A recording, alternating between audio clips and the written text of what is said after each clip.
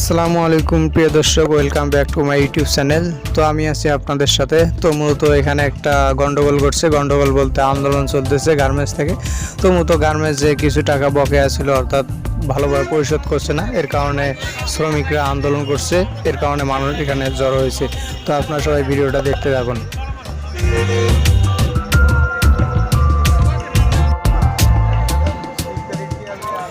এই ঘটনাটি ব্যাপকভাবে ভাইরাল হয়েছে। যমুনা টিভি, সময় সংবাদ, চ্যানেল 24, প্রায় অধিকাংশ নিউজ চ্যানেলে এই ঘটনাটি ছাড়ছে। আপনারা সবাই দেখতে পারেন।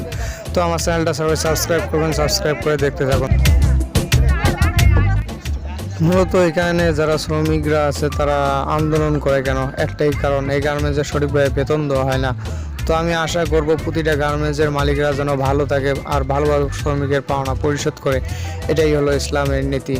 তো আপনারা সবাই ভালো থাকবেন আর চ্যানেলটা সবাই সাবস্ক্রাইব করবেন। ধন্যবাদ।